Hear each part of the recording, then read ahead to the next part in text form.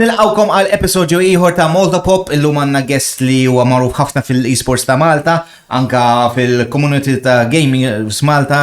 He's a member of the Discord channel li jismu l-Kazin li qed promoting gaming f'Malta wkoll. Mbagħad ħadkunu tafu minnu. Għandi l-Dwayne miegħi li is surprisingly is silent for once, sotu jibattin waqt li tnajt l-intro. Mux kull dejjem, ġeff xi kultant inti ċans jitkellem għax, għax he always fucks up on the intro, so it's like laqas jafit Malta Pop podcast, taf kemm darba kellu jgħidla dik guys, ma ħajdilkom. Tlaqna l-intro.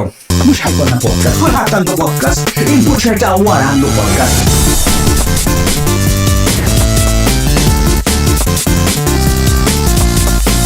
Mhux podcast. Bella, we're back u mal-ewwel ngħidilkom minnu l-guest qabel ma nitlu fi sponsors ta' malaj. Il-guest tagħna llum huwa member ta' Project Evisio, tajjeb ngħidha x'inhi. Project Evisio. Evisio. I'm shit with names. Anyway, ta' fuq bħala Zellion. Let's go, brother, jgħamil Let's go. Alright, int kif inti kollu sew? Mux ħazin, kienet naqqa triq twila ma wasalna b'xi. Mela minn fejn tiġi? Minn fej, bro. Bil-ħamrun. Ma kienx triq. Bro. Kemm nistriġew mill-melliħa mek. Ekli mill-melliħa, brother, għandek naqqa raġun. Imma- Sisa daqqa ma kanna minn gow, so. In my defense, n-insuq sena. Alright, U l-ewel darba l-inżel saw isfen. alright, okay. Mela li.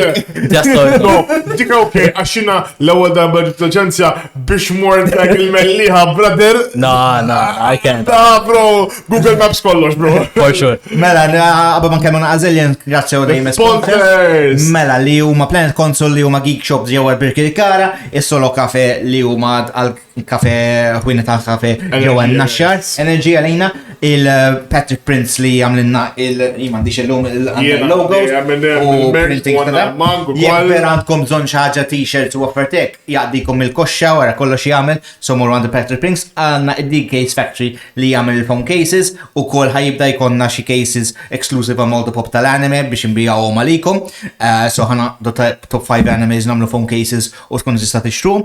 U kol ningrazzjaw il-Mr. Beast Feastables li il-Feastables MT li jekk tużaw promo code Malta Pop għandkom 10% discount. U pal dejjem ningrazzjaw il-patrons tagħna tista' titlu minn €2, €2 tagħmilna ħafna ġitax naforġew nġibu xi ħaġa għadu kif qal irid nixtri plakka. Ma that's mux għaxet ma naforġex plakka xie basically ninsa, ma jgħina biex nixxu l-apparatu kollox u offertek. Daw il-mics mumiex bxie, guys, ok? Daw l-affarijiet mumiex kollox flus daw, kollox flus, guys. Anyway, anzi li għanna etnaddu u we're doing well so far. Yeah, we're doing well. Nista ningrazzjawkom dejjem u kol patrons ikolkom exclusive deals u anka ikolkom WhatsApp chat maħna. You know, You can personally talk to Ashley and shit on him. La għalet għamlu mute jew il-notifications off għax Wayne hop jibad fis-satejta fil-ħodu pal kontim għajjem il-bira u nara message diħel fil-official I'm a night owl, so literalment nara Maġina tkun riqet u għalla b'daqqa waħda satejta fil-ġera u tara Dwayne fil-group chat, guys, look at this. U tafx il-message jgħid anime perfume, guys, għax konu suba ħarġu like 2 anime perfume. Battom il-lex li għax kod naf li ħajxtrijom. Vera, għatta fuck you Dwayne, ħajkolli nixtri, ħajkolli nixtri. Ġibonu ħam, fawahom. U tina wahda l-bejs. Il-miliet daqt. Il-miliet daqt, brother. It's okay. Anyway, guys, mela, Zellion, kif inti l-għawenet minn barra il-exploration ta' South tija? Le, alright. So, inti, like, what's your exploration ta' Malta, bil-karza?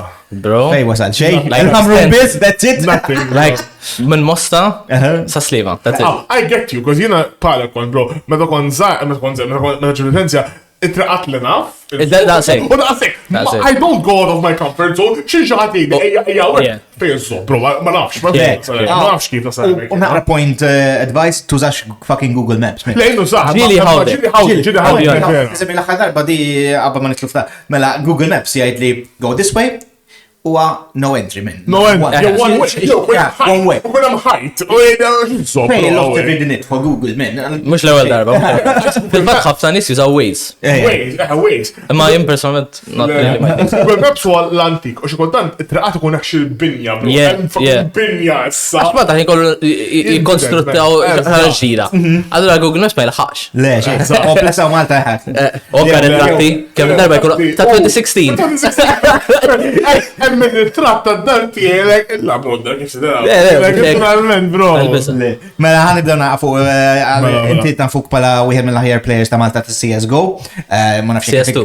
CS2, u hija CS2, CS:GO. Nikkoreġi għax ħafna nies anke waqt plejkon. Xorta CS2. Tilab CS:GO, tilab CS:GO. Le, bro, CS2. CS2 l-ħaġa. CS:GO tbietet issa, let's see. CS:GO no longer supported. No longer supported. Why was it that għaxin minix ta' CS:GO fa'na? Fair enough. Ta' falx ximma like. Graphics, I mean, to be honest, just CS:GO kella engine vera antika. So game engine kienet, it's very hard to make updates. Li, per eżempju, kellhom jupdatejaw mappa, kellhom idumu seklu biex jirranġaw mappa. Missa bil-lajnuna ta' CS2, new engine, ħafna iktar mechanics, iktar smooth u hekk, so ma nafx, overall, naħseb illum il-ġurnata, xorta da miex tajba da CS:GO in terms of performance mechanics u hekk, ħafna għadhom jikkomplejnjaw. Basically, huma żammew il-maps kollha l-istess, kienu għamluhom tawhom dik il-pita Zellion. Tawhom dik il-isa update żgħira. Imissa per eżempju ħarġet ma' Patrion li din hija ancient map, din għal ma jafx Counter-Strike ila teżetti minn 1999. So, di kena CS 1.6, CS xeba versions differenti, but source u Go u issa CS2. U train dil-mappa hija ancient, like illa tintlab s-snin issa. U issa update jawa like last week, 2 weeks ago. U bidluha kompletament, bidluha fuq riħol. Tipo, u għall-ewwel darba f'CS għandna mappa bix-xita. Alright. Oh, actually. Bil-actual raindrops. Oh my god. Ma jek that's game, xek u kolna. This is insane. That's big. Bro, CS graphics, that is big, bro. That's crazy. Big, that's crazy. Taxin l-ħjar ħaġa, it actually doesn't impact performance. Oh my... Fil-memx idea u xaħat. No, għax usually CS l-engine funky, so... L-ikbar criticism li taqla CS2 hija l-nuqqas ta' frames li jkollok. Jien kelli l-għamel €1,000 upgrades fuq il-PC li ġa kelli li kien bestja biex inkolli ħadd 300 FPS. Għax bħala competitive player before se tkollok naqa frames, kella ma tlaħħax. U minn CS:GO kont naqa 600 u mbagħad once ħaġa CS2 180 FPS. U jana għaddi 240 Hz monitor, so ma jlaħħax. So, dik l-ikbar criticism, għax għamlu ħafna demanding requirements għal-PCs. Imma, etnajlek, għamlu ħarġu del-mappa, and the map runs fine. So, et improve jaw. About 20 years, et improve, sorry, improve jaw. Isma, but to be honest, every game, the gamer will complain about something. There's always those gamers that Il-gamers dejjem meta jitilku. No, it's not just even about FPS. It's all about like, you know, oh my god, that guy is better, he probably has better gear than me. It's all about the game, bro. If you're just shit at the game, you're just shit at the game. That's like. Amma fil-verta nammetti għalek, jekk inti you want the best of the best, you have to have the best of the best. At least, biex tara pala. Le, for sure. Tkun competitive permanenti inti. Brings me that. Kif kienu CS:GO f'Malta palissa? CS:GO 2. Kienu big scene qabel. CS2. CS2 u CS:GO 2? No, CS:GO. Fun fact, kien hemm rumors li flok CS2 kienu ħajmlu just Counter-Strike. Għax il-logo hija C u S. Bil-pupu fin-nofs. U dak kienu l-nixer rumors, ma ovvjament ħabba li forsi eventualment jħorġu version oħra, jamlu li la Counter. I have one number. Le, I mean, xena ta' lokali It's up and down. It is. Tkun hekk. Palissa kif edha. Ankora nismiak, I mean, li kikum ma konxien, Counter-Strike si ma nixaw Malta xej. Alright. Jien, like ankallum il-ġurnata, per eżempju, għanna group chat, msemmi Malta CS 10 Mens, shout out il-kull minnu aktiv fija. Ma bazzikament nipostjaw updates fuq regular esports, bħalissa dej il-major, li huwa l-ikbar tournament ta' CS. Allora, jekk ikun hemm riżultat li ma stennejniex, naqbdu nipostjaw hemmhekk, nitkellmu fuq hawnhekk. Imma hemm total ta' xi 60 people fih. Realistically, active people li jaraw iċ-chat hemm xi forsi 8. So it's... Dik dejjem ma fil-verta. It is, imma... When it's a big community, obviously who's going to be really active is going to be like 10% of the actual Jena niftakar, per eżempju, fis-sajf jew fil-bidu tas-sena, it was quite active again, għax kien hemm dak il-tournaments, kien hemm dak il-leagues li bdew random leagues u offertek bil-ranking. Għed konsem fih, daka jena jidu 2023 Marzu. 2023 Marzu hija il-periodu meta ħarġu it-trailer ta' CS2. So Kuħat was like, I'm so hyped. That was the hype thing. Irrid nilab CS:GO qabel ma titlaq. U it engaged at least 50 people għaw Malta. U mhux just Maltin, just anka barrani li jgħixu Malta wkoll. Kien hemm imbaqgħa laba. Like, wara. I think how long will the hype keep it going? I mean, but il-hype rate isn't professionals. Jow tajjeb. Li ġara huwa kena dal-MCL, il-Malta Counter-Strike League li nasib semmejtuh ma' kit kol, l-Loksok. U dan il-league mill-ewwel bdejna naqa' tournaments fil-bidu, naqa' 4 teams u hekk xi ħaġa, just so something's active. U bat fis-sajf konna mela dal-MCL League li kien l-actual league format. U it ran over 2-3 months. It was quite competitive għax il-mod li għamilna kien bid-draft system, so... Li kont... So, għax Malta ħat feress li mux kħat willingly jatfa l-effort li improvja, għamilna li ikollok it-timijiet maqsumin u jkollok il-captain. Il-captains li jitqasmu li huma l-aħjar jazlu l-players in a one-by-one order. So inti tkun captain għajna level 10, fuq face it ġik nużaw il-platform. Għax li inta tal-axħar. Kont level 99, minus 99. I cannot deny it or confirm. I was. Bro, it's okay, we can all be honest. In all honesty. To be fair, I played good in a couple of games. You did. No, you can always play good. Emma was keeping class. No, I was. Actually, mux l-axar. In all honesty, mnalla kienu, għax kienu ma konniex naqdu il-8 teams. So, it was important. No, I'm actually jina nattawak. To where mux ħajġi for Mike. It doesn't come in. Ma nixi missek. Mela, le, jina għafta di meta kienem kid. Jina li kienet esperienza vera fun, għax vera ħad gost. It was one of the best times li ħat nilab CSGO and improvijajt, tal-limt ħafna affarijiet, għax kelli minni jibdew jgħidu li affarijiet, anka speċi jkunu f'widnejk, l-għak toħroġ ċek li soltu noħroġ blood torch. You just go gun blazing, ħafna nit għandhom. Warzone u eku, it's a different game, man. Jina meta l-ab CS darba, onestament vera ħassejtni as a Call of Duty player. It's not the game. U ħafna nis ma jafux xieqeżat ċinu esports. Per eżempju, jgħidu għarra. It's all a tactical game. Jena, meta kon zaħir u missiri kienu vera stretti fuq ħin kemm nilab, anka l-lob li nilab. Jien fil-fat meta kon nilab CS, kont ġa 16. Kien min, għax ma kienux ħallu nilab lob violenti, xej. Dakinhar li ħallini. Konvenġejtom allura. Bro, very, very long story. I mean, ovvjament ġejt ta' 16 tkun naqta eta, so tkun tista' tara affarijiet. U Jok tibtulu, like, it's a kids game. to be honest, funny story. Actually, CS, jien ma xajtix jena. Konna nilab League of Legends ma dal-wieħed u kien gift jaħi li ju stess. Għaxin ovvjament, dak ma kellix credit card, ma kelli xej, la stipendju, zero. U he gifted it to me. U bdejn laf CS minn emmek, 2016 Deċembru. So għeddi bdejna competitive play fil-league. League of Legends għal-sena. U to be honest, imna la bdejt nilab, għax kollu meġurnata naqta qalbi. Għam xie 160 plus characters, so. League of Legends għadni l-flow jaxħal sallu. And keeps on growing, dik ħagħa. Mela. MOBAs, dik li għandhom, MOBAs, they keep on growing the roster, għax people will get bored eventually. For example, Pokemon Unite, I play Pokemon Unite as a MOBA. Dik kwa tajba. Honestament, dik vera tajba, jamma Tencent u koll, which is actually made by League of Legends as well, it's the same, mux publisher, company that makes basically the same MOBA. Li vera like Mela MOBA ta' Pokemon. Pokemon Isbaħ minn League għalija. It's a mobile one. If top MOBAs and you like Pokemon, it's best of both worlds. Is it official? Yeah, it's official. Mela, it's completely official. Għaddi hija jilaba. Imma apparently, għal-server is Denmark. Denmark ma f-bizzejt players naħseb Denmark. Mela Malta kif ħallew.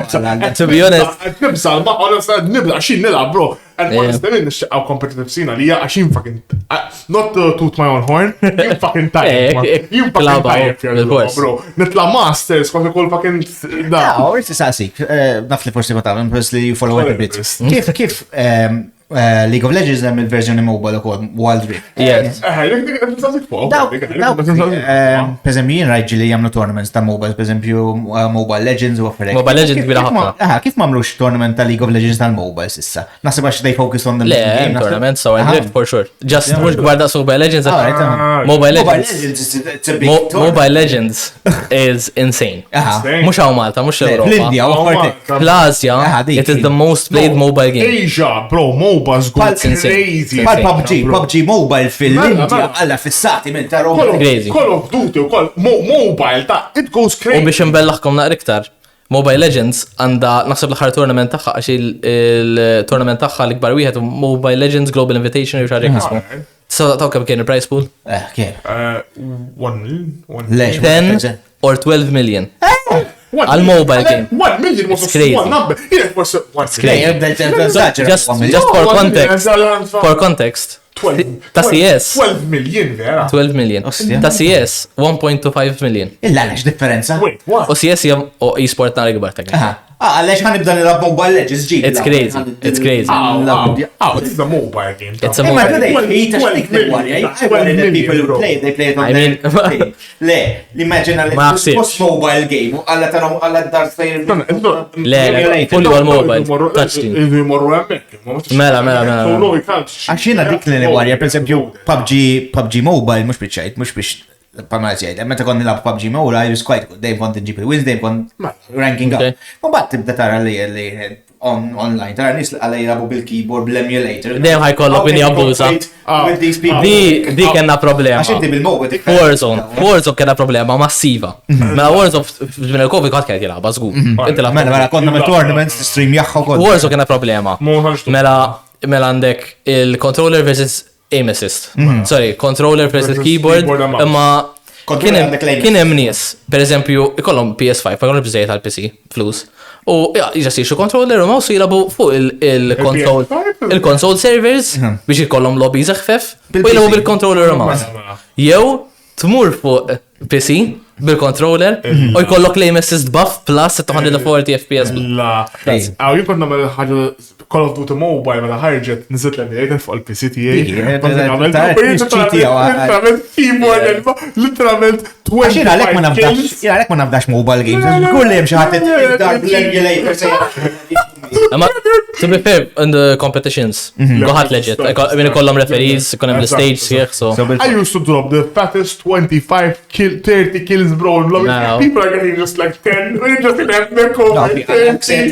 Just like, everyone just tap. Everyone's so slow in that FPS. Għaxin bil-mobile, You just 1, 2, 3, kolla, bro. Il-team kollu kolla t-tolom, bro. It's easy, bro. Ma xissa we deviated. Le, ma vera, bajt impressjona, la mobile. E-sports ilu jikber, like, wara ħafna snin.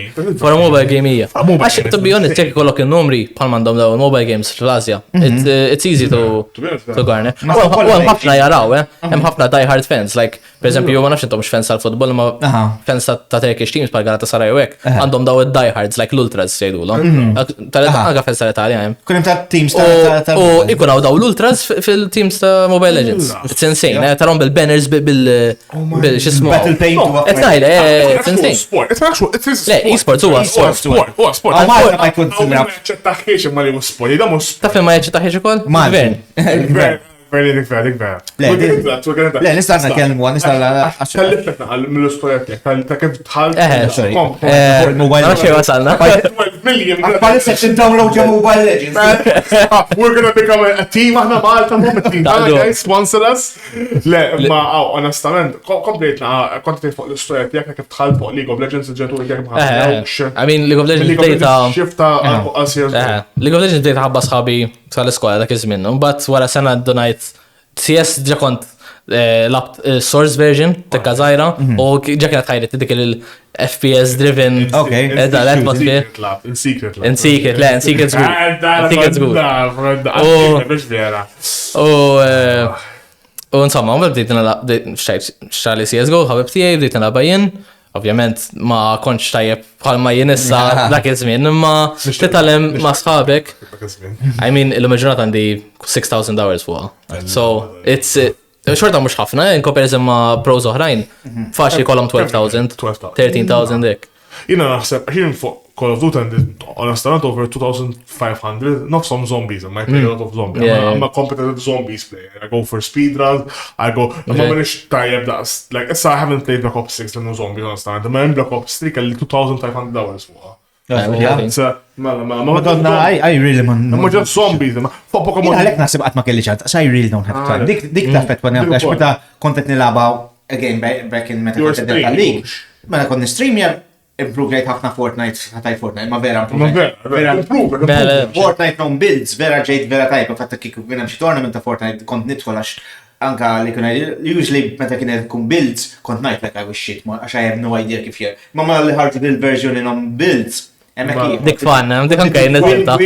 Jina nizzilta ġiet biex naf non-builds, għax kien fandi. Le, I think you just have to have proper aim biex s-sirta jgħaf, you have to invest your mind. Jina Pokemon Unite għandi 1000 xi ħaġa hours. Jesus. It's a Switch game, it's a mobile game as well. I have 1000 hours. Le, di palenti, pal Magic the Gathering, meta issa, jekk imur issa, tournament xektarx ninqala mal-ewwel. Meta a couple of years ago, meta kont top 5 ta' Malta kont nanżifru, ma kwa, għax kont practice jaħħa jum. You were on the grind. Diki, now, kafet pa kollox, u għaffertek. ħafna, jekk għax nabata Pokemon Unite tournament ma tgħidu lix. I will. Ma, to be honest, ħalpa jorganizza. Dik problema oħra. L-esports Malta, l-bawx organizing. Għaw Malta, għaw nuqqas kbir. Ma ħajdek, għaw Malta problema. Kuħat irid. Irdi. U ħadd m'għandu l-grazzi jagħmilha hu. Dik vera. Għandna problema kbira. Per eżempju, naf li hawn nies, per eżempju issa wara l-spiċċa plejkon, rajt li kien hemm fans għal Rocket League, għal Rocket League. Għax jiena kun nagħmel ħafna affarijiet fl-esports lokali, tipo kont nekkassja like commentating u hekk, analyzing whatever streamer, referee u kol ma li ESL big company esports, that's good swajtu bjom. Dawk li ġu Malta ġili għamlu tournaments Eżatt, li ESL Pro League. Basically anything that has to do with esports għamilt. U anka organizing tournaments. U jien qabel ma kon organizza CS tournaments, kon organizza Rocket League. Like, it's been kena community quite tight-knit. Kont nilaba wkoll. Jien kont nilaba wkoll, għandi like I'm shit. 1000 hours. I'm shit. I've tried. Like, come across one Malta, I'm so bad, bro. In a racing diffiċli. I'm kind of flippy shit. Or Rocket League is a game. It's bħal martial arts. You need to practice and practice and practice. U tajbin lokali għan ħafna players tajbin. So, għalek kienet kelli push minn għandi li namen daw tournaments. U going back to wara special play-kon, l-għallu kima interessa Rocket League, kien ħafna fans għal-final li kien bejja versu valid. U ħanet fapol ħanara kema actually interessati. U kelli 30 people zgur kienu interessati. U all right, tipo sajt organizza ħjien, ma ovvjament il-maġġoranza naċċandi ħin. Għax bħalissa nekkompeti CS ma l-versio. U għanna practice minn Monday sa Thursday, mis-7 sa nofs il-lej pretty much. Il-ġimma l-unika ġurnata free u ma nkunx nista' xorta practice jew ukoll il-futbol jew ma titfajla u weekend it's my off days. Mela, sewa So għandi Monday to Thursday the impact, apart ix-xogħol ovvjament, xogħol fil-ħodu. So kieku jkun hemm xi ħadd isu interessat. Jien willing ngħin nies li jorganizzaw għax honestament it's not that hard. Iktar irid kollok paċenzja. Iktar post naħseb dik li the-stumbling block. Post to be honest, l-iktar ħaġa li rajta taħdem meta kont norganizzaw Warzone tournaments u whatever għal-Level Academy. Konna niposti ħafna fuq TikTok, I can used to do a lot of numbers. Like, back then TikTok was different. TikTok you post most things that don't do number. Ma Malta speċjalment għax ħobta vera kien għandu. Le, jiena naħseb two stumbling blocks. One post ma you can get aware with it, anke pereżempju tqabbad il-ċaħat li hu well known. Jew li jew da anyone the name. Anke mhux aħna. Mhux għax I'm totally my home. Ma pers li follow għawni ħafna gis. Għatti sallum ħana xi waħda ta' tekken għax big tekken tournaments coming up. Vera għadaw 30 people jew and you get TikTok people li jridu jitlu. Imma den fejn ħad għamlu t-tournament għax ġeneralment mawx. Literalment jekk jgħu kana xi LAN event jew whatever, anke daw tal-poker u hekk, dejjem kollox l-Intercontinental Arena. Kif jista' jkun inti Malta ma jkollokx post fej ta' hostja venue, ngħidu mhux għal ħammur naqra fil-passat tiegħi, jien kont nagħmel handball. Il-handball l-unika logħbiet li jsiru sa fejna fien il-ground ta' qali, mhux ta' qali, ta' roq. Ta' roq hemmhekk. Issa jekk ma jkunx hemm dak il-venue, m'hemm xejn, ma tista' tagħmel xejn. Tista' tagħmel kollox ġo xi venue differenti li ovvjament ma tkunx adattata għal handball, tkun għal xi futsal jew hekk, ma tagħmilx sens. U l-istess għall-esports m'għandniex venue pereżempju adattat għal daw it-tournaments jew hekk xejn. Jew nistennew għal Playcon, nistennew li jkun hemm xi ħadd bħalna tal-MCL li organizzaw. Anke pereżempju għandek il-level jgħidu huwa mill-level academy hemm l-esports plaza li għadek jissemmejt. Imma these are privately owned places. U anke jekk tagħmel tournament hemm That's a close down the place. U m'għandekx fej kun hemm viewers, so mhux qed tkabbar il-hype, qed tagħmilha just for the players. Li inti importanti li esports li jekk esports ħajikber f'Malta għandek bżonn you get fans. Għandek bżonn people jibdew jisupport your team, your players, your things like that. Iġibu jisul football. You need to create a storyline. Inti, n-nis fil taqba t-engage jaħom bil-ħajdilom €1,000 prize pool. Apply here u ħodu sem. You need to create a storyline. Project għalhom akbar. Why are they the rivals of back in my day iconic Cinco? Issa valid forsi. Issa forsi naqa valid. F'Rocket League per esempio għalhom rivali vera kbira. L-aħħar play kienet jgħidu li Vizo rebħu xi the last 5 times u dejjem jiġu final ma' Vera. Vela anka fl-interview, Veled vela jgħid xismu. U bat Vela tal-versi għallhom, the last few times we played, we always won. Kienet mic drop. It was like a salty moment, like isma vera imma dejjem irbaħna series. Ma tantx għandek xejn. Waqfa hemmhekk. Le, so għandek bżonn vera tista' tagħmel it-tournaments għax ġieli għamlu eSports Plaza ġieli għamlu tournaments għamlu ta' Veli kont morna ħadna sem. Konna ħadna sem jienu Marcus, konna fl-istess team. It was crazy. Le, Erbaħna loba wahda, kena xi 3 games, erbaħna wahda u klifna 2, imma erbaħna wahda. Le, it was bad. Imma again, it was just there. Ħadd ma ħajkun jaf iktar, there's no cheering, there's no people. U anka ħafna mid-darbi daw il-postijiet fejn kunu għal-venues, il-tournaments li jkun hemm ma jkunux streamed. So tajt ma tistax tajt il-sħabek jarawk. Il-porter diġu hemmhekk, ma bħalma tajt inti jekk ma jkunx hemm post ma jistgħux jarawk. Per esempio, taking casuals. Casuals naffi jisiru, like me and my friend, it's so surreal, ġo sekondarja men jisiru. It's so surreal, imma jidnuħu customer, man kien such an location. Skejjel, man, you don't expect. Tmur biex titgħallem ukoll. Tmur biex titgħallem, actually. So it makes sense. The lesson part makes sense. But the other, okay, time for video games now, guys. U the other just nabu like video games. Imma, to be honest, ma sense għax hemm l-ispazju. It's a big location as well, so ta' ħafna sense. U like, I'm actually kollox set up list. Għaxin, settu l-facċol joqgħod kull dejjem imur hemmhekk jisset jagħmel kollox. It's already there, ingredients set up, just imur hemmhekk, make sure everything works and just set it up. Imma again, minna li jmorru l-players, imorru supporters, imorru kolkom naqra. Le, basically supporters kun hemm l-Arajjes, jien pa cheerleader ta' sieħbi, jien cheerleader number 1. Even though ma tajt lef kun number 1. Imma bażikament, nkunu hemm supporters, imma it's more just the people that you bring in. Mhux actual open to everyone. Jien naħseb if we're going back to everything you offered, waħda mill-di we hit it on the head li di għal-iktar ħaġa importanti. Għandna bżonn li l-esports inġibu pa sports and we build the whole. Għandu bżonn jiġi aċċettat. Mhux just mill-gvern, mill-anka nies oħra regolari. Ħafna nies jgħidu esports x'inhu, jew PC gaming. Kulħadd jaħseb li ħela ta' ħin. Thankfully bis-saħħa ta' nies oħra u forsi anke Playcon u hekk din il-mentalità nbidlet ftit. Imma xorta ta' ħafna nies jgħidu PC gaming mhux ħela ta' ħin. Tipo għal xi ħallit tifel tiegħi flok jilab jiena ferba' sigħat Fortnite qed nivvinta. Għax ma neħdux futbol minn flok. Din l-attitudni tittieqaf. Vera, alright, forsi jekk it-tifel jħobb il-futbol, ħodu l-futbol, imma jfessirx m'għandux hobbies oħra laqqas. U le, jien per eżempju bħala missier, jien it-tifla in a week she had lots of things, kella piano, kella basketball, kella drama. So there's space for everything. Jekk per eżempju jħobb il-futbol, imur darbtej futbol, għandek darbtej noħra. Ħja meta jkunu żgħar, għax meta tkun żgħar ma jkollokx ix-xogħol, ma jkollokx ħafna stress u dana. I think parents don't see esports right now as a valid career choice jew opportunità biex jitalmu xi ħaġa. Naħseb jaraw bħala ħela ta' ħin issa. Għadhom dik il-mentalità. I think when the newer generation are parents now, they're going to be quite more open about it. U hemm ħafna career options fl-esports bħalma semmejt. Tipo jien kont commentator meta jkun hemm tournaments. Referee, għax ovvjament meta kont uħsib tournament tkollok referee biex jara li kollox qiegħed sajjeb u dana.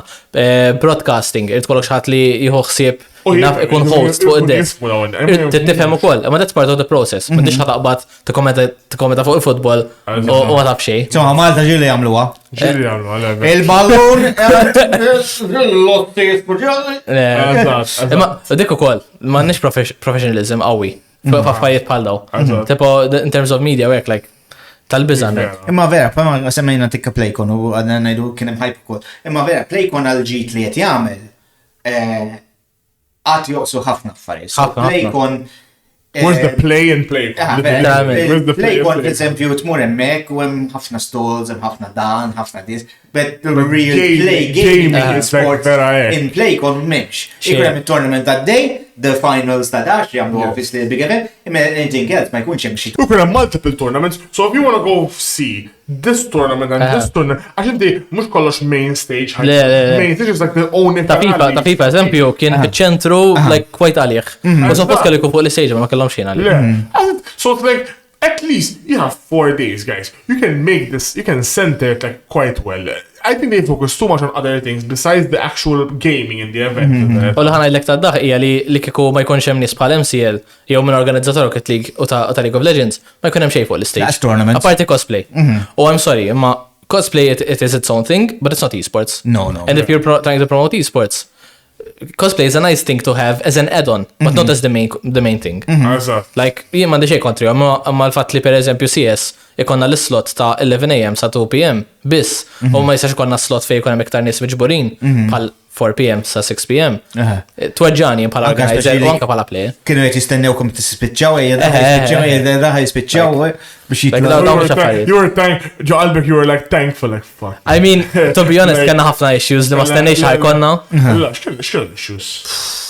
Internet, I think to have to wait for another podcast. There was too much. Oh, by the way, to reiterate, al casuals ta' Tekken, you can come as a spectator. Anyone is welcome to come. Jien spectator jien, by the way. Il-problema fil-first ħatilab. Għasibta jkun ħareġ wara fil-first. Taċ jkun għallaċja babessjali. Le, jħan konta jien naħjem. Kuħat jaf jemmek pala like by name, kuħat literalment Għara bellaħħom u tuqqala terbaħ minn.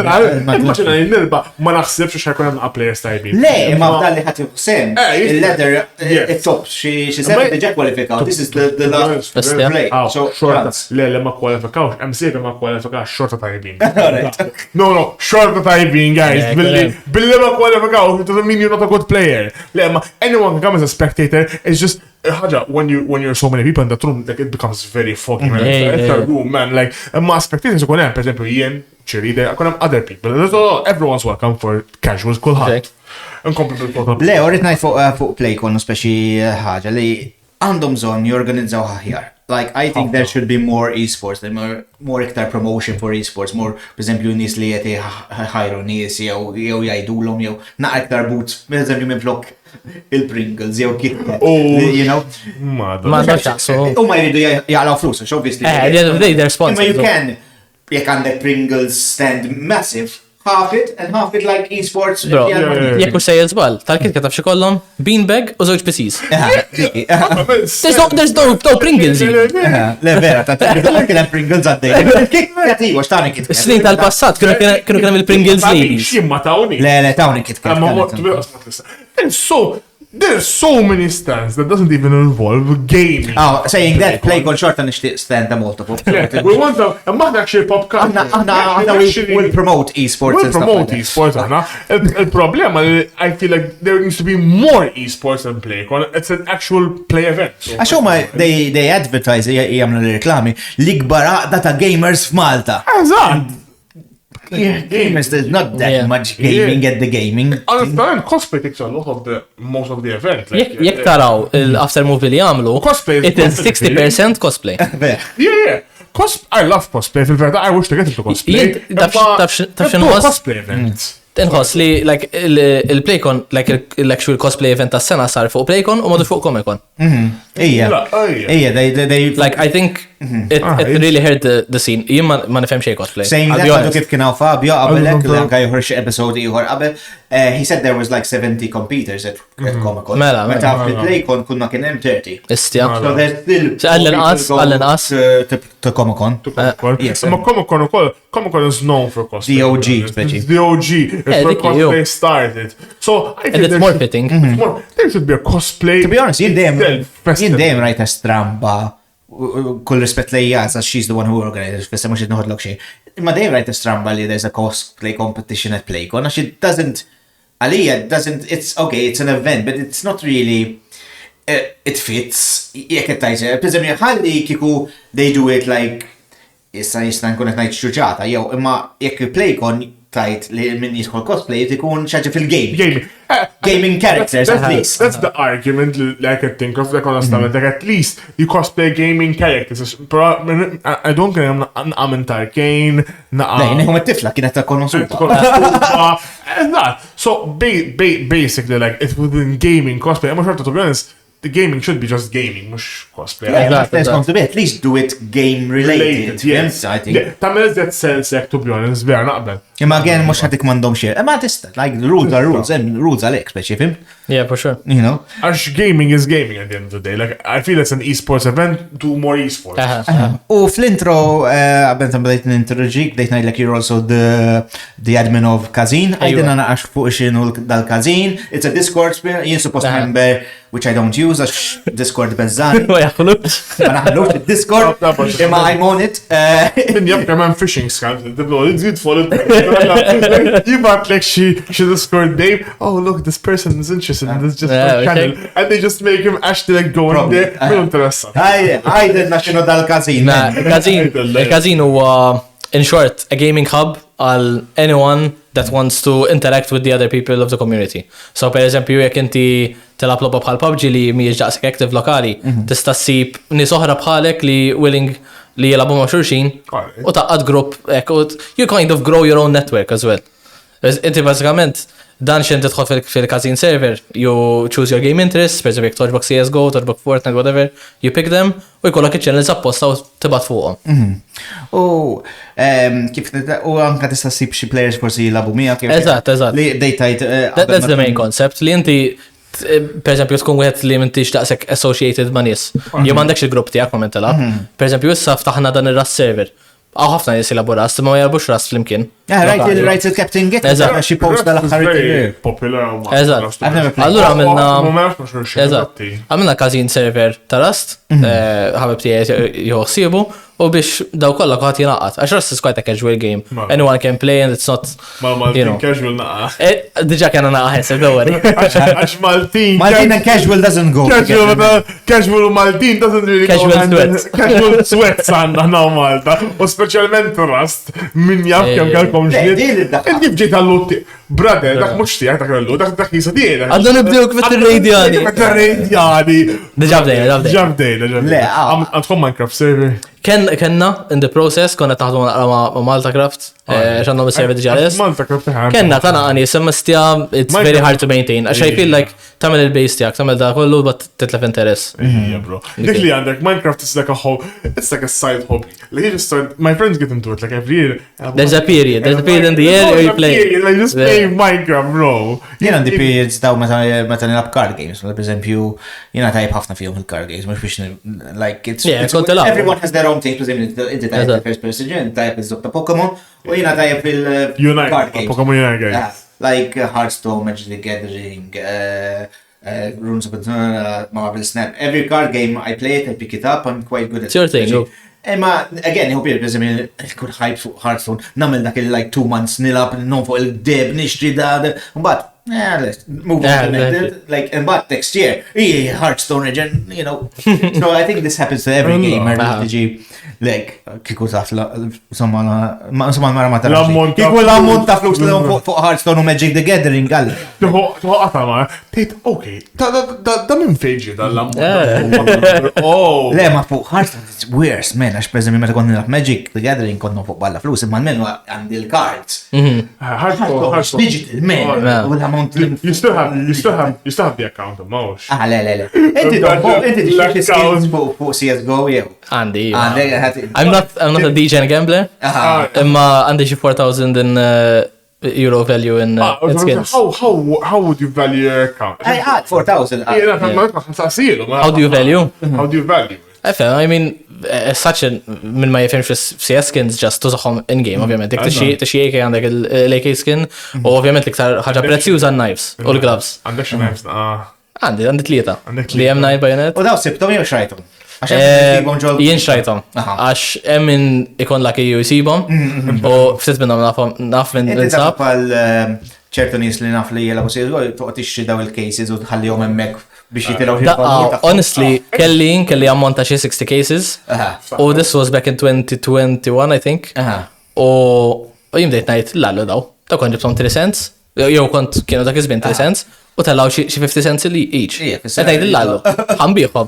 U little did I know li later on mhux 50 cents tellaw 1 euro, 2 euros, so beħħejt kollox u like 60 euro. Imma kieku żammejthom nafhem bihom issa għandi 300. Le, dak investment. It's the same with Pokemon cards. Keep them sealed. Eventually, they're gonna like be worth a lot. Imma to be fair skont il-persuna tkun, jew ħadd biex tagħmel flus, jew ħadd because you love the thing. Exactly. Le, di bħal l-istess, jien bħal b'eżempju, jien Magic the Gathering cards qatt ma xrajt biex for the mindset li ħaneġam bih. Jekk xrajthom li għandi deraks bih li huma le, xrajthom just for my collection li jekk xi lagħba mood tbieħhom il-mar. Fatti namilla notes, biħħom xi 50 cents ġieħ il-madon.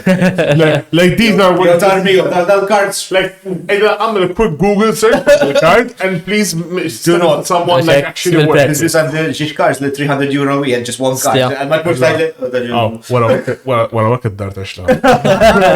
Wara wek Quick raid. Quick raid, wala.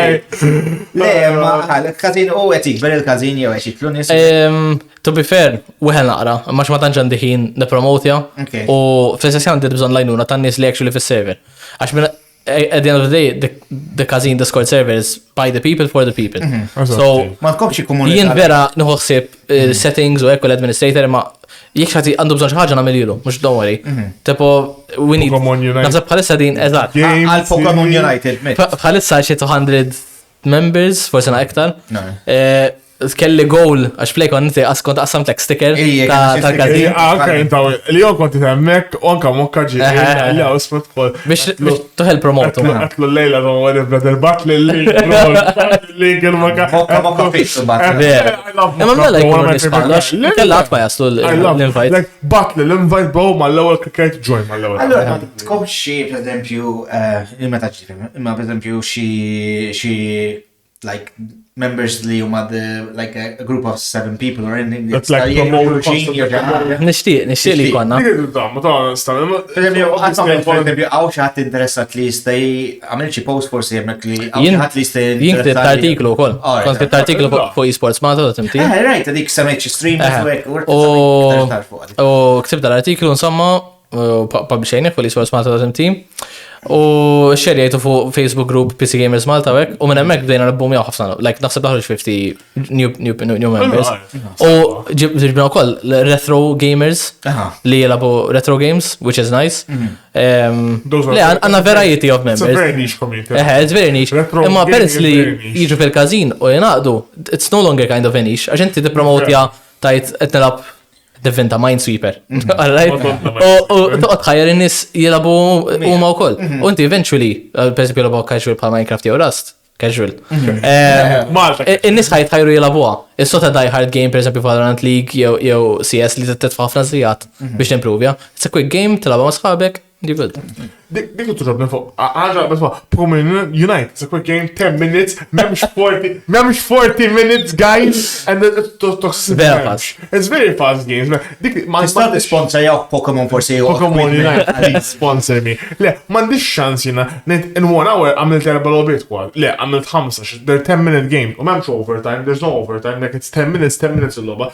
Win or lose, that's it, 10 minutes bis. GG. Like, you should have played better. Jina li bissek tilab dik il-Mobile Legends. Alluk, get that 12 million. Get that 12 million. And the chance now, it's a mobile. Yes. Get that 12 million. I mean, in the anime MOBAs. What's funny is... I'm anime, but I'm Dragon Ball MOBA. Ostja, okay. It's just mobiles, and I think they're only Asia, like... Exclusive taħħom. L-esports vera kbir fl-Azja. They make one of my bucket list things. L-immur emmek, nitħoġġa internet cafe, tara tournaments, emmek, it's nice. You can play a Sasuke, Naruto, bro, like Goku, bro, and a fucking MOBA, it's crazy. Le, Orridna, inti ħanik semmejta, konsen semmejlek, tal-artikil li għamilt fuq streamers u gay esports u għafmertej.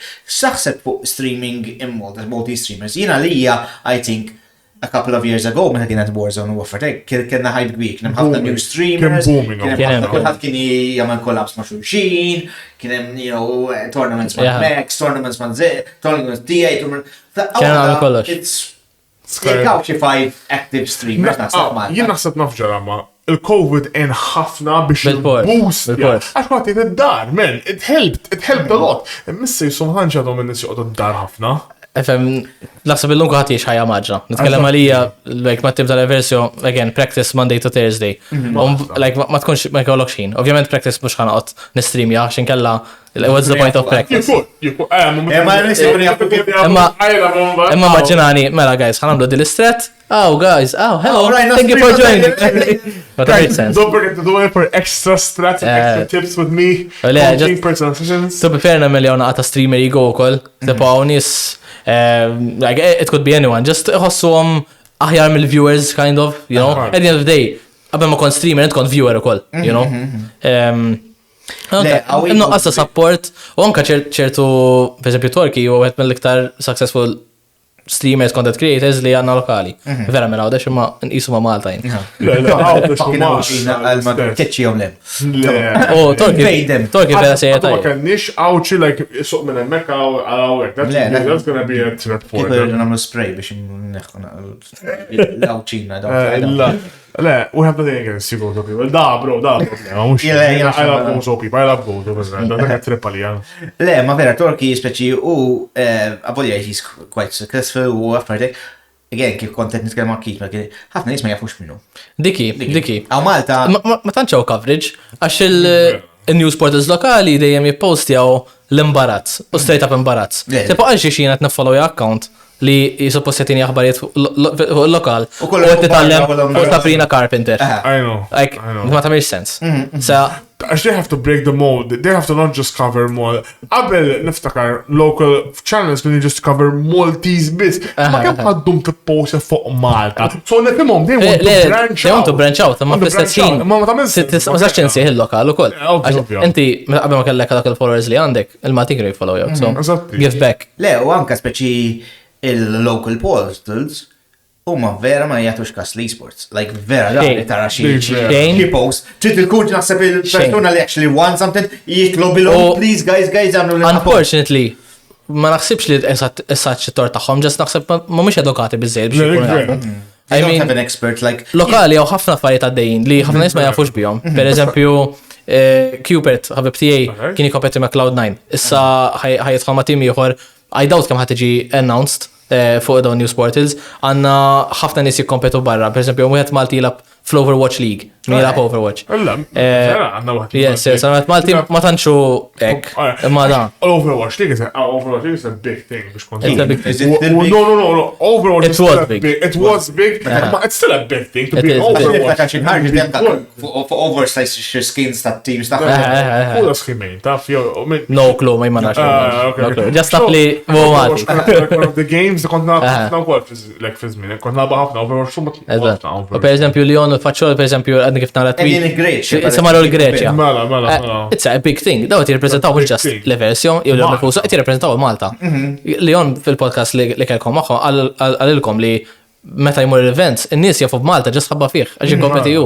Meta ġew il-pro players, play kon l-ewwel darba, like il-pro players li ġew kelmuh, man, like and these are big players ta' the scene ta' tekin, ġew kelmuh jisom ħabib ilhom jafu s-snin ta' their mutual respect li hemm bejnietom is crazy, ma għax u jaf that he's representing his country and like when he goes to tournaments in their countries, jew fejn kun qed isir tournament, they're like just homies together, just playing a game, man, like it's like that. Oh, man, it dip. Leon laqgħa ġie nominata tal-3 hours. The biggest disgrace laqgħat right, bro. Jien kont lest imur fuq podcast just shitting on them. Madonna. Kif jista' jkun? Mela inti għandek daw il-Youth Awards sewwa. U qed torganizzaw ħadd specifically għal-esports. Esports Game Master. He's actually... U ma telax. U Leon, għax kontet nara, Leon kien tafa Facebook post biex ovvjament in-nies jivvotawlu. Like sewa, he's wearing the right. Sewa. Jien, mingħajr ma tfajt xejn, ġejt nominat floku. how does that make sense? Jien qasbis kont qed nippromotja. Like they just handpicked like honestly, jekk hawn nies li votaw li, thank you. Jien ma kontx promote jgħid. Nistgħu naqbek minn hemmhekk. Ostja. Għax like x'inhet Zellion qed tokran fittex min huma dawn. There was the other people. Ma nafx min kienu bro. Mela hija qiegħed jismu ta' sim racing. U l-oħra nsejt eżatt, ma kienet tilab li. Semi-final ta' League of Legends. Kienet qasbis rebħet semi-finalist. Issa kif Lejħol li jitla I mean, nafala rebħolila, għax obviously qiegħed l-università, graduati or whatever. No hate to her, Anzi, għandna bżonn iktar nisa fl-esports, like mhux just Malta. Kella boost ġifieri. It helped. All well and good. I appreciate that. The actual role was to help awareness about esports locally and whatever. U game master. U game master, so inti tkun champion ta' xi ħaġa. I'm good at the game actually. Issa, to be fair, jien ma nafx kif ġejt nominat, għax jien marbaħ ċej u kull min jafni second place king jien. It's okay. Fatta l-ek jiddu ma Spurs. Le, jina, minn kien fuq l-lista, I'm pretty sure il-kategories tagħhom kienu tajbin and they had an earnings while they were there. Imma Zellion kellu ħafna under his Mela, for sure. under his belt. Jinseċa fuq title. Like, kien iktar Le, mhux hekk. Naf li he Għandu għunu offi technicality għax għawlu li inti irbaħ. Kienu last year. Għalek ma tal. Le, dak il-nomination. Regardless. It's bullshit. It's bullshit. It was a bullshit thing. U ovvjament minna ħataħħom, it makes it all pretty, għaxi edha l-università, and it's a, 3 hour. 3 hour, yes, I know. Malta. Even I never trust any of these competitions. Le, dawn competitions kolla bullshit. It's all to boost everyone's ego. Straight up. Saying that, ġin ġejt nominat fit-top 6 ta' Love in Malta Awards, the best Instagrammer. Ili, unajjarom, sambat naraw next week. All the complaining paid off. Best Instagrammer. I have to admit, he does really good on Instagram. That post, yeah, you were consistent. You're up against stacked. You're in a company, like, honestly, it's a numbers game, and your numbers are like the weakest, bro. Let you know. I have to admit, bro. Jina happy li ġejt nominat, so issa ma natax noqgħod neqret iktar waħda mill-ewwel ħaġa li tfajt. Like, l-ewwel ħaġa li għad. Oh fuck, what am I going to rant about now? Ġejt nominat. Ġej ma hija kontra Sosa. Valentina Rossi, Luke Magro, bro, 230k, bro. Obviously, they actually do it as a living. Stacked, bro, they're stacked. Le, jien laqwa li ġejt nominat ma daw il-gbar, and that's enough for me. Le, it's a good honor. Again, naħseb il-ħaxi, għax naħseb tal-li għajjart forsi l-Malta.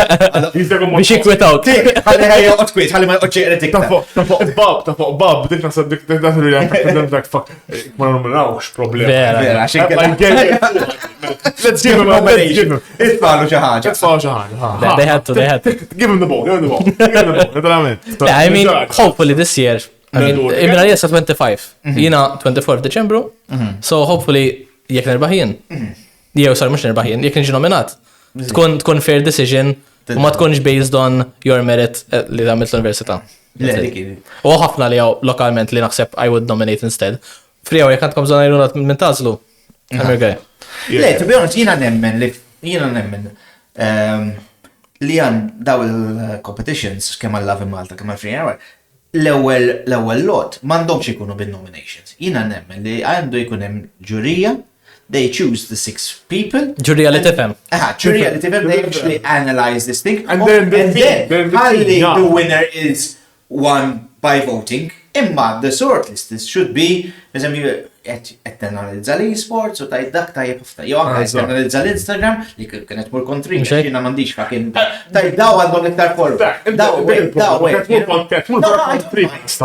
Kiku kienu għax ngħid ma milx, peċi. Jien kont inħaraq u meta tforri għax ta' TikTok, għax TikTok verament I had 4 years, because kelli nkun nominata, xin kont iktar active, kont iktar ntella, kelli viewers ħafna iktar minn l-ottja li ġew nominati, kien hemm nies li ġew nominati, kienu ilu ma jtellaw video xi tiġġuru xorta ġew nominati. Le, għażdu għanis, kienu like li it didn't make sense. Why is this person in there? There's a person that's way better. Like, he posts content. Tal-Instagram ma kolx nħaraq li kiku maġġejġi, ma tajt kon nħaraq għax l-għu. Rrit nisaqsik naqa fuq il-lens, iftakar kien ikun hemm il-lens fil-stiki.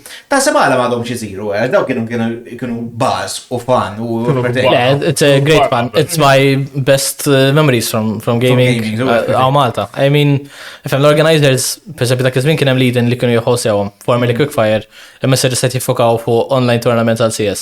So, għataw kompletament minn local esports. GMR kon ma jamlu il-Playcon u ta' FIFA, il-Premier League, which in all honesty is a good competition and it brings a lot of gamers. Ma tistax għaw Malta tamel daw għiżoċ affarijiet biss. Through an entire year. You need to, I mean, ovvjament għal-jom, obviously it's not really a profitable thing to do li toħossi għal-jen, imma at the same time, you get people going, engaging themselves. U forsi bħali li konna organizza CS tournaments għax issa MCL kena nieqfu ħabba lack of funding. Kuna ħattijħor li għajt. Yes. Mux dubajtux sponsorships u diffiċ ħafna. I mean, saqsejna il-nis li kienu tawna funding qabel u marċevejna xejlura, so. You got my answer. And also participation was very low. Konna organizza tournament konna 3 participants bis. Oh no. So just jew in they moved on from CS. There has to be some form of participation. Inkella you're literally giving nothing to the sponsor, but jekk you can participation u ma tittuħ xejn. U problema oħra li tellad dal-aħħar snin li just ovvjament back in the day kienu kollok jew COD jew League of Legends, jew CS u League of Legends. L-lum ġurnata Warzone, CS, Rainbow Six Siege, Valorant, kif għaddu telab lobbiet? U kullħat isib il-nix tijaw. Allura inti minn wahda ibranċejt u għandek 4 differenti u 5 differenti. So diffiċi taqqat community wahda. U Call of Duty, Issa Call of Duty, issa Call of Duty, mux Warzone, sabra Cop 6 sabra. So fej qabel konti kollok 100 participants, issa għandek ftetilu kollok 50 u issa kollok 20. Għax kollhat jonqos. Le, dik Italja. People branch out as well. It all goes back u koll għal-funding li għadna mill-government, especially there needs to be more... some grassroots. There needs to be like grassroots, or there needs to be like manufactured politika, skużani. Ma b'eżempju, per kif jgħamlu ministru ta' dis, ministru ta' ikun hemm sub-minister focused on esports Malta, like I know it's a pipe xaħat li jifem. Imma xaħat li jifem, and then he can... Għax pointless kon hemm xaħat fil-post li ma jifem. U jaħseb li plan A hija l-mod kif ħadd kabbar ix-xena. Jew jara play-kon jgħid ħara, da, when play-kon kif għadda. Bro, play-kon is 2 days. And it's not Għax inqishom 2 days ta' qabel, x'kun hemm ħabba, to be honest, the other 2 days, Thursday and Friday, it's there for like ħabba l-scale. Imma ħarġa tfal. Imma dik toġobni, għax it gets younger generation into gaming. So, iktar into other stuff u koll. Into other stuff. Imma, kif jifokona għadha fuq gaming, play-kon, smawni. Kif jifokona għadha, I think it might interest kids. Idwasma, diyaw career actually in this, not just a waste of time. You're one behind the scenes. Fl-esport ħafna karrieri. You're just putting the seeds in the roots to younger generation. Jiena per eżempju, ħafna nisja fuq għadi, jien dejjem kont xtaqt nidħol parti mill-project versio. Fil-fatt fil-bidu 2018 kont ħalt bħala video editor biex ngħid I'm part of the team. Umbat għadda żmien għamilt it-team tiegħi, kont naqgħu waqafx video editing u għamilt it-team tiegħi Connect Cinco u ovvjament kienu naqgħat timijiet u hekk ma didn't really pan out, għax ovvjament kollox minn booty. Imma kieku kelli funding sejt forsi nżommu. Umbat eventually dħalt Warzone mal versio, which was nice back in 2021. Ma Joel u Chubbs. Kontu tkissruna. Konna nkun nilabu u nismaw helikopter għaddej. That's us. Bil-heartbeats, għana jitċekjaw jinżlu jgħoklu jgħġiet l-għu. Dawk il-customs kienu fan, issa ħagġa Warzone ġdida, we need to host more for sure. Ija, ma nixemżu. Le, kienu fan. U issa later on issa tħalt bħala CS Project Version. So, my dream has been accomplished. Ma bħali, ma nafx kemm għada dik il-ħaġa li tajt nixtieq nidħol ma' Project Versio, jew nixtieq nidħol ma' Team Veled, jew nixtieq nidħol ma' da. Ma nafx għad xem dik il-ħeġġa, and I think that inspires everyone to be more competitive. Għalhekk nemmen li hemm bżonn iktar teams, ħalli mhux team, għax parissa għandek 2, imma little fact, jew tista' tkun ħaġa vera stupida. Ma pereżempju, intom iskom tibsu blu huwa jekk hemm xi kulur ieħor, pereżempju la ma trid, jien pereżempju bil-knowledge. Kieku ikun hemm il-ċaħat li jkun li bes l-isfar, bla ma rejt, ħana supporti għadak. Mux hekk? And if you have a variation ta' things, jonka logo għal ċendu fucking dragon fuq. It's something to follow. you adapt to that. Kun qed tipolja iktar dawk in-nies jew xi ħaġa. You know, see, actually, I'll take and I'm in like our own professional esports team, like, Okay. actually. Alright. I'm not really official, our team is PBH. Alright. Stands for Pros Before Hosts. Alright. Interesting. Very professional. Yes, sir. Naħseb jekk hemm minna iktar as I said, imma 4 teams that can compete u jkun hemm banter bejniethom għax bħalissa kull hemm banter bejnietkom u. Ma dik il-problema għax hawn nuqqas ta' nies. Like again għal CS, boom, 3 participants. Kif tista' għat-tournament? League of Legends thankfully issa ġiet announce l-LCM ktibt artiklu fuq. Ija right. L-LCM huwa League of Legends tournament li għaddej bħalissa proper league, kun hemm lob kważi kull jum. Alright, okay. U mit-timijiet u kollu. U timijiet, u għasma team professionals, tipo just nis, għadu 5 teħbib, jilabu jikompetu fl-imkien. Hemm nis li anka ma taġġu ma esperienzati li jikompetu, ma it's a good way to get engaged u tibda t-kompeti inti. Right, kien Discord server, għax għamilt click, I joined. You joined. I joined joining a Discord. Għalli I'm never gonna use it, imma għamilt click u mill join. Join, għala. Imma, qabel ma ħanibdew it-review, għek, rriti saqsik xaġa fuq il-futbol, għax taf li tħobb il-futbol. Lejla għanna loba, jenu. Oh, no, nafsa saqsi. Inti kif iż-zob ma Spurs? Kulħadd tisaqsi li, and it's a story. Quite boring, imma basikament kull minn daħal fuq Twitch jaf li jiteżisti Twitch Prime. Li huwa il-partnership ma' Amazon li jkollok free sub u whatever, jkollok xeba benefits. U waħda mill-benefits li jkollok ta' Twitch Prime hija li jkollok il-Prime Video. Prime Video huwa bħal Netflix u tagħha. U nidħol fuq jiena xejn ovvjament kont kelli Twitch Prime. Dħalt fuq il-Prime Video u l-ewwel ħaġa titla' li All or Nothing Tottenham Hotspur. Li huwa documentary ta' season li hija 1920 ta' Tottenham. So you became a massive fanboy. Like a documentary. Tafx indunajt li s-sena ta' qabel kienu għamlu ta' City. So I could have been a City fan.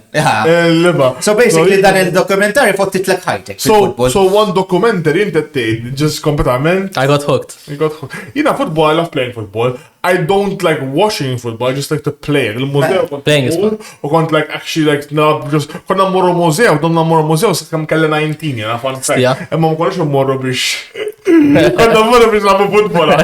Mela, issa pers li inti Tottenham fan. Jiena għamilt naqa' quiz naqa' xi ġeżajra.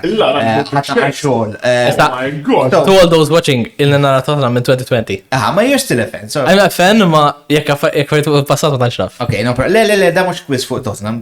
Basically 5 things that will happen before Spurs win something. Alright. So, ħana malek bil-voice, bella, l-ewwel ħaġa li jista' jiġri qabel it-Tottenham actually win something. Valid United will beat Evisio in Rocket League at Playcon.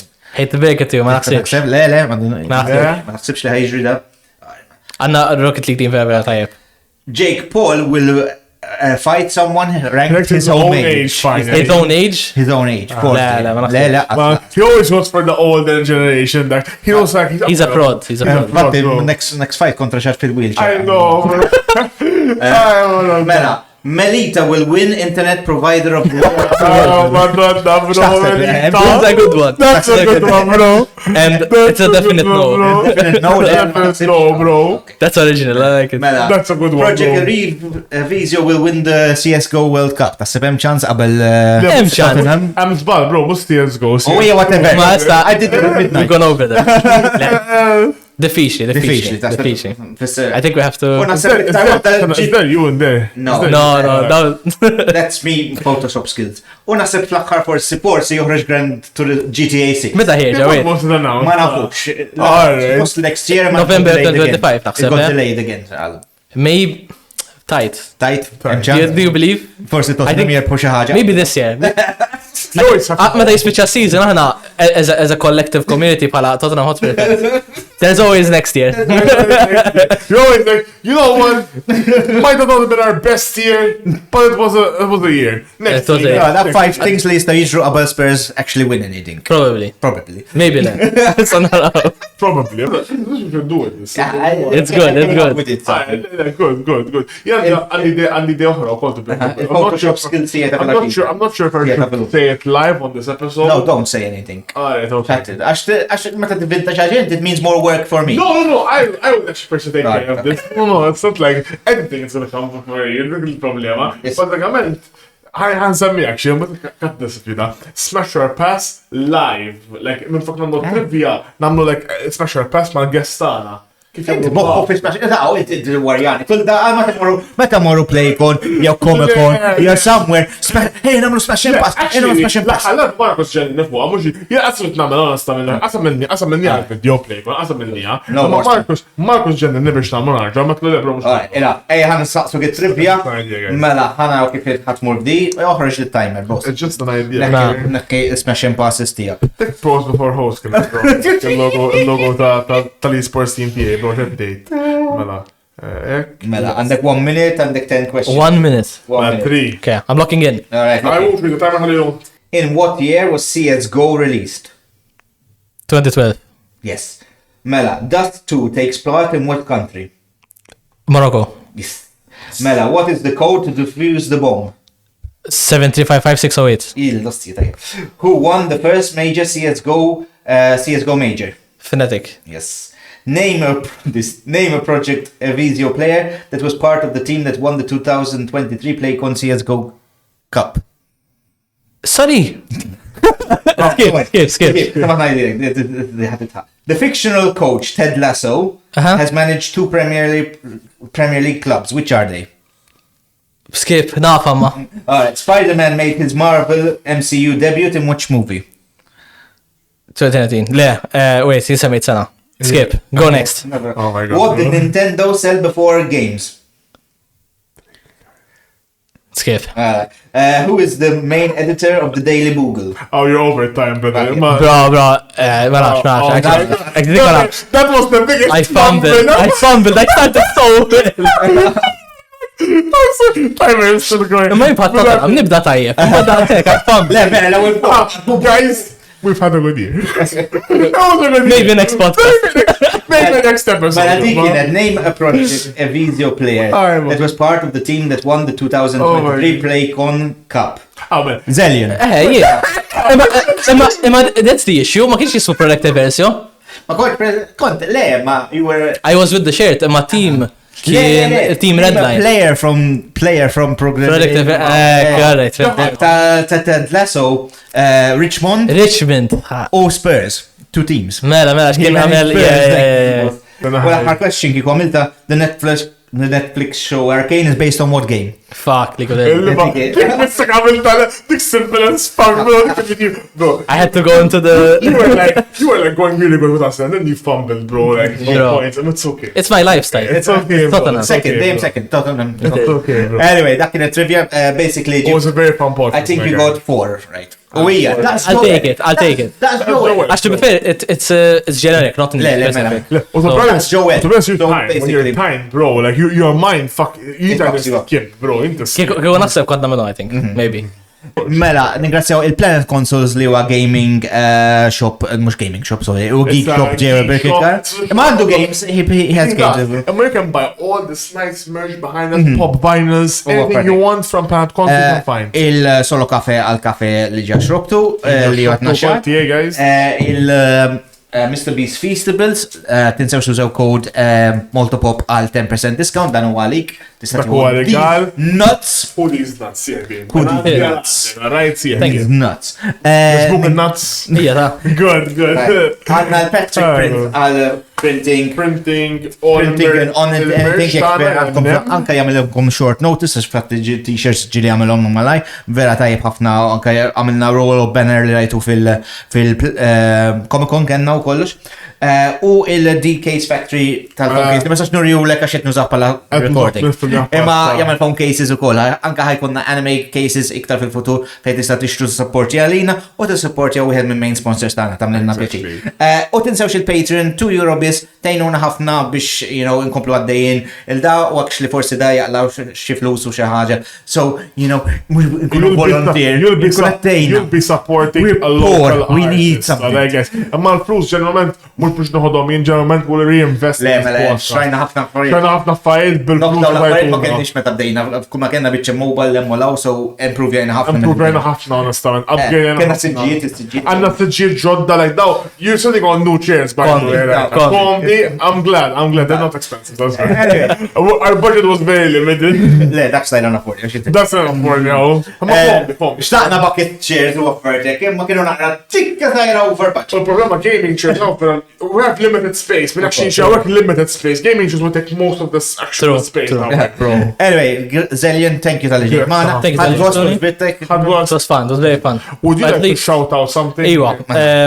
Any upcoming project? Teams u offertek. I mean, project Versio. Consul? Best team, best esports team in Malta. Hey, Kazin, if you want to join, I'm in the Discord link. That's it. That's it. How about you know? Ma dekx stream or anything like kontattinna like in. Twitter.com/Zellion b0. Bro, brother. I have to. X. Twitter jaħdem xorta. I'm not calling it X. I don't. X, go give it to you. Everyone I say X, bro. Like no, fuck bro, it. I can't convert it. No, fuck it. Vera sar disastru Twitter palissa. It's a joke. For you page at work is crazy. Le, kull ma jitla. Kull ma jitla porn u offertek minn ta' Yes, għaxina esports specialist. Mela So I'm like growing the brand. Imma ver, jina smajt, saħabi kellhom jineħħu għax kienu bla ma jkunu jridu, alla li fil-porn u offertek minn. Twitter sar ħażin. I mean, Instagram was always bad, but I think Twitter now is Instagram, porn u kol ħażin fuq Instagram. Imma now I think Twitter has been taken over. Their algorithm fuck ya ximkien, bro. It's clueless. I think they just added the porn filter in there, like here you go guys, enjoy. Anyway guys, narawkom next time. Thank you ħafna. Daħi joħroġ jismu viċin il-miliet, fisser.